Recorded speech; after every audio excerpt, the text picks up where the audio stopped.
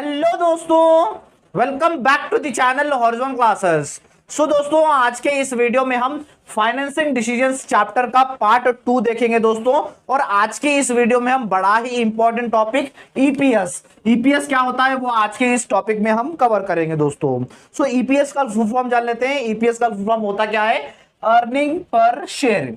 यानी जो आपके कंपनी के शेयर होल्डर्स होते हैं, जो इक्विटी शेयर होल्डर्स होते हैं, उनको एक शेयर के पीछे उनकी अर्निंग क्या हो रही है वो आपको इस टॉपिक में आपको जानना है या आपको पता लगाना होगा दोस्तों। सो अर्निंग पर शेयर यानी एक शेयर के ऊपर उनकी अर्निंग कितनी हो रही है वो आपको इस टॉपिक में पता लगाना है दोस्तों। देखिए दोस्तों, आज के इस वीडियो में हम दो प्रॉब्लम जानेंगे दोस्तों। एक तो प्रॉब्लम आपको 5 मार्क्स में पूछेगा और दूसरा प्रॉब्लम आपको 2 मार्क्स में पूछ सकता है दोस्तों। लास्ट में आपको प्रैक्टिस क्वेश्चंस भी दूंगा जो आप प्रैक्टिस कीजिएगा और उसका आंसर कमेंट सेक्शन में बताइएगा दोस्तों। सो चलिए हमारी वीडियो की हम शुरुआत करते हैं दोस्तों। देखिए दोस्तों, अर्निंग पर शेयर आपको फाइंड आउट करना होता है, यानी इक्विटी शेयर होल्डर जो होते हैं उनकी अर्निंग आपको फाइंड आउट करनी होती है। इक्विटी शेयर होल्डर्स क्या होते हैं? जो आपको कंपनी का जो भी प्रॉफिट आता है वो प्रॉफिट किस में पड़ता है? कंपनी के इक्विटी शेयर होल्डर्स में प्रॉफिट पड़ता है। लेकिन दोस्तों, प्रॉफिट बटने से पहले कुछ कंपनी के जो भी एक्सपेंसेस आए थे पूरे साल के अंदर, वो कंपनी पहले वो सारे एक्सपेंसेस निकालेगी। उसके बाद जो भी प्रॉफिट बढ़ेगा वो इक्विटी शेयर होल्डर्स के अंदर बढ़ेगा दोस्तों। तो डायरेक्ट आपको क्वेश्चन नहीं दिया जाएगा कि आपके इतने इक्विटी शेयर होल्डर्स है, आपको इतने पैसे मिले हैं, इतना प्रॉफिट हुआ है, ऐसा नहीं दिया जाएगा। आपको बोला जाएगा सेल्स इतनी है, इतना एक्सपेंसेस हुआ है, इतना टैक्सेस पे किए हैं, सो आपको ईपीएस निकालो बोलता है। सो कैसे स्टेप्स है पहले वो स्टेप्स हम डिस्कस कर लेते हैं, देख लेते हैं। अगर स्टेप्स आप जान लिए तो समझ लीजिए ईपीएस कुछ भी नहीं है। सो चलिए हमारे वीडियो की हम शुरुआत करते हैं। सो दोस्तों, ईपीएस का फॉर्मेट ये है दोस्तों। सो जो पहले कंपनी में क्या होता है, सेल्स आता है, सेल्स का अमाउंट हमें यहाँ लिख देना होता है दोस्तों। सो पहले कंपनी सेल्स करे के बाद कंपनी पहले कौन सा कॉस्ट निकालेगी? वेरिएबल कॉस्ट निकालेगी। वेरिएबल कॉस्ट क्या है सर? वेरिएबल कॉस्ट है जो कॉस्ट समय के साथ बदलता जाता है। जैसे एग्जांपल के तौर पर आपके रॉ मटेरियल्स का कॉस्ट बदलता जाएगा, एडवर्टाइजमेंट्स का कॉस्ट, मार्केटिंग का कॉस्ट, ये कॉस्ट क्या होते हैं? चेंजेस होते हैं। वो पहले कंपनी क्या करेगी? सेल्स होते ही ये वेरिएबल कॉस्ट माइनस कर देगी और जो भी अमाउंट आएगा उसे हम कहेंगे कॉन्ट्रीब्यूशन। सेल्स में से वेरिएबल कॉस्ट माइनस करने के बाद जो भी अमाउंट आएगा उसे हम कहेंगे कॉन्ट्रीब्यूशन दोस्तों। वेरिएबल कॉस्ट निकाल ली। सेकंड स्टेप है fixed cost. Fixed cost company निकालती है। फिक्स्ड कॉस्ट का मतलब जो कॉस्ट चेंज नहीं होता, जैसे सैलरीज हो गए, इंश्योरेंस बिल हो गया, रेंट हो गया, ये कॉस्ट क्या होते हैं? चेंजेस नहीं होते हैं। सो वो चेंजेस कंपनी सेल्स के बाद वेरिएबल कॉस्ट के बाद फिक्स्ड कॉस्ट निकालेगी और जो अमाउंट आता है उस अमाउंट को कहेंगे ईबीआईटी। ईबीआईटी का मतलब है earning before interest and taxes. ये ईबीआईटी होता है। ईबीआईटी का मतलब earning before interest and taxes. So interest and taxes पे करने से पहले कंपनी की जो भी अर्निंग होती है ये कंपनी की अर्निंग होती है दोस्तों। अब नेक्स्ट स्टेप क्या आता है? नेक्स्ट स्टेप आता है इंटरेस्ट ऑन डिबेंचर्स। डिबेंचर्स क्या होते हैं? डिबेंचर्स का मतलब जैसे कंपनी को पैसे कम पड़ गए, कंपनी कहां से? लोन ले ली। सो लोन को हम डिबेंचर्स भी कहते हैं। सो उसका इंटरेस्ट पे करना होता है कंपनी को। वो इंटरेस्ट क्या होता है? ये कॉस्ट निकालने के बाद नेक्स्ट स्टेप, थर्ड स्टेप होता है इंटरेस्ट कंपनी पे करती है। इंटरेस्ट कंपनी माइनस कर दी, उसके बाद जो भी अमाउंट आ गया ईबीटी। ईबीटी क्या है? Earning before taxes. सो जो भी अर्निंग है टैक्सेस से पहले ये आपकी अर्निंग हो जाएगी दोस्तों। सो अर्निंग बिफोर टैक्सेस आने उसके बाद ऑटोमेटिकली टैक्सेस माइनस होगा। फोर्थ स्टेप है टैक्सेस, उसके बाद माइनस होगा। टैक्सेस यहां पर माइनस हो गया, जो अमाउंट मिलेगा ये अमाउंट को हम कहेंगे ईएटी। ईएटी का मतलब अर्निंग आफ्टर टैक्सेस। सो यहां तक क्या कर लिया हमने? कॉस्ट हमने पे कर दिया, उसके बाद हमने इंटरेस्ट पे कर दिया, उसके बाद हमने टैक्सेस पे कर दिया। जो अमाउंट है हमारा अर्निंग आफ्टर टैक्सेस। सो प्रेफरेंस डिविडेंड आपके प्रेफरेंस शेयर होल्डर्स को भी पे करना होता है। सर प्रेफरेंस और इक्विटी क्या होता है?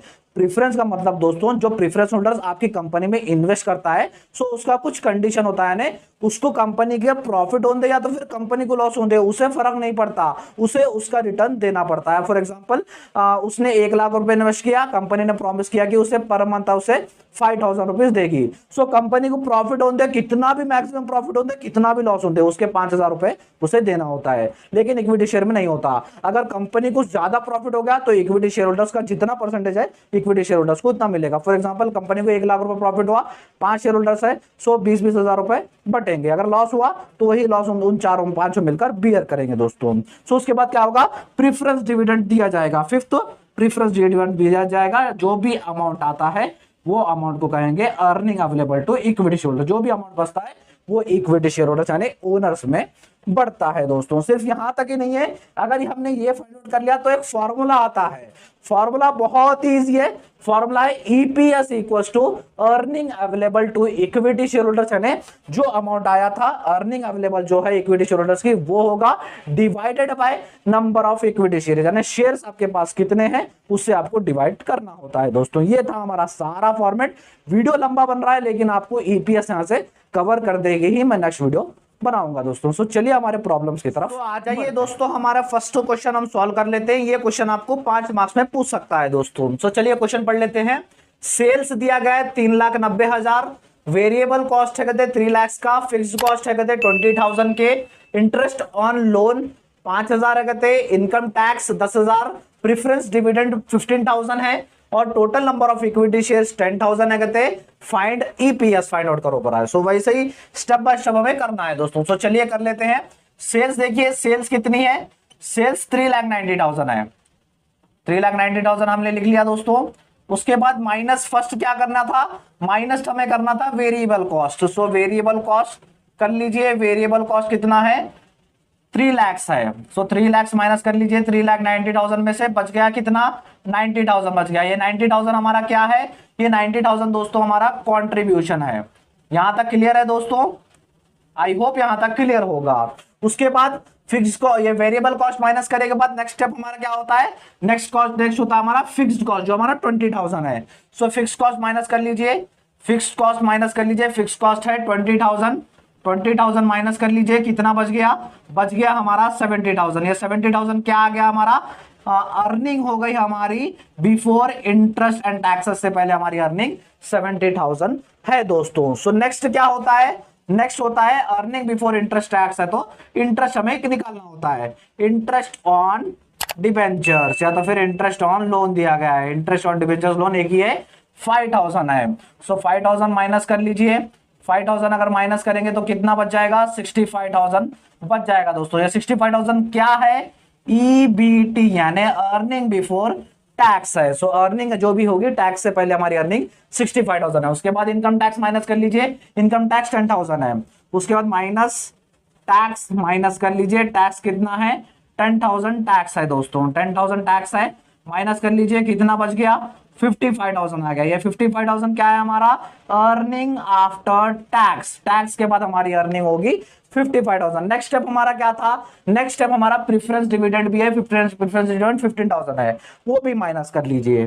सो माइनस प्रेफरेंस डिविडेंड, देखिए दोस्तों प्रेफरेंस डिविडेंड 15,000 है, 15,000 अगर आप करेंगे तो बच जाएगा आपका 40,000 आपका बच जाएगा, 40,000, हाँ 40,000 बच जाएगा दोस्तों।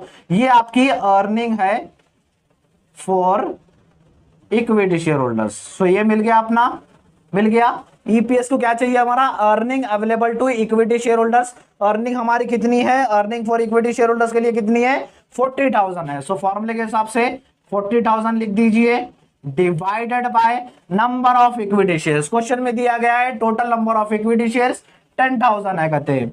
सो 10,000 है, 40,000 डिवाइडेड बाय 10 करेंगे तो आंसर आएगा 4। ईपीएस है हमारा 4, यानी एक शेयर के पीछे इक्विटी शेयर होल्डर्स को मिलेंगे 4 रुपए मिलेंगे एक शेयर के पीछे दोस्तों। सो एक बार जल्दी से स्क्रीनशॉट ले लीजिएगा।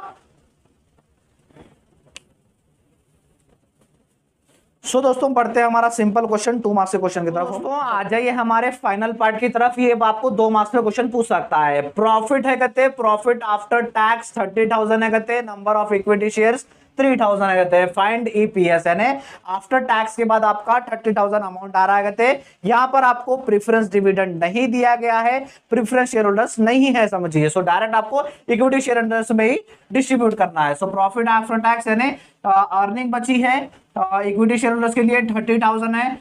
फॉर्मूले के हिसाब से अर्निंग है 30,000 लिख लीजिए divided by number of equity shares, number of equity shares 3,000 है। सो 3,000 लिख लीजिए, 30,000 को डिवाइडेड बाय 3,000 करेंगे तो आंसर मिलेगा 3, यानी ईपीएस है हमारा 3, यानी एक शेयर के पीछे 3 रुपए मिलेंगे इक्विटी शेयर होल्डर्स को दोस्तों। एक बार जल्दी से स्क्रीनशॉट ले लीजिएगा।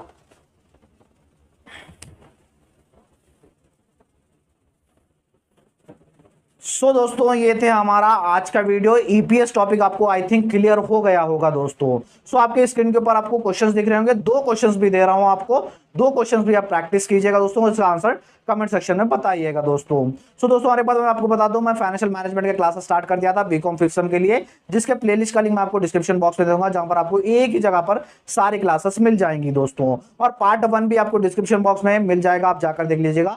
वीडियो अच्छा लगा तो वीडियो को लाइक कर दीजिए, हमारे इस चैनल को सब्सक्राइब भी कर लीजिएगा और अपने फ्रेंड्स के साथ भी इस वीडियो को शेयर कीजिएगा।